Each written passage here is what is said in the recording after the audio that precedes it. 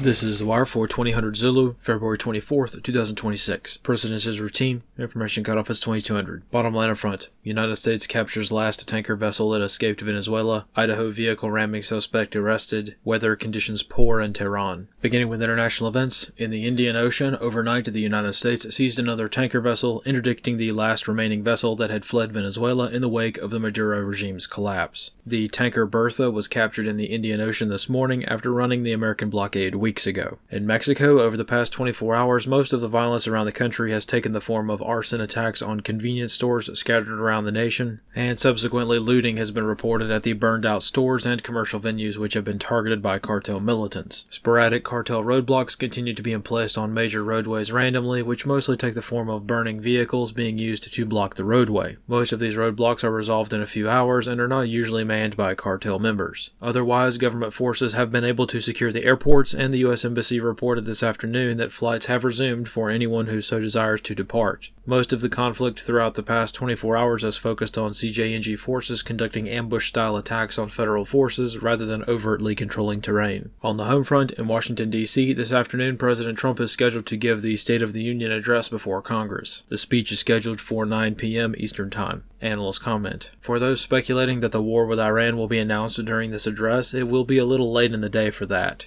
By the time the speech is scheduled to start, the sun will be about to rise in the Middle East, so it will probably be too late timing-wise if the cover of darkness is necessary for whatever is planned. In Idaho, the suspect in the St. Luke's vehicle ramming attack has been identified and was arrested last night. Sarah Elizabeth George, a resident of Boise, has been charged with stealing the ambulance, conducting the ramming attack into the Portico building, and the subsequent attempted arson. Analysts comment. As one might expect, the suspect's digital profile indicates that the attack was conducted for ideological reasons, which meets the definition of being classified as terrorism. It is unclear as to if terrorism charges will be filed, but the suspect's social media accounts contain the usual indicators of mental instability and open calls for violence. The suspect was identified after leaving the credit card receipt for the gas cans that were to be used in the attack at the scene of the crime. Analyst comments for this wire. Weather in Tehran is not great, with cloud cover rolling in this afternoon. Meteorological aerodrome reports, or METARs, for points around Tehran indicate an overcast sky at 10,000 feet remained in place for much of the day, with a scattered layer situated at 4,000 feet. The Terminal Aerodrome Forecast, or TAF, for Imam Khomeini International Airport calls for suboptimal weather conditions, cloud cover and rain, until at least tomorrow night. Weather conditions are constantly changing, however, very tentatively cloud cover is forecasted to be murky at best over the next few days. Lunar illumination peaks this weekend, with a window of 80%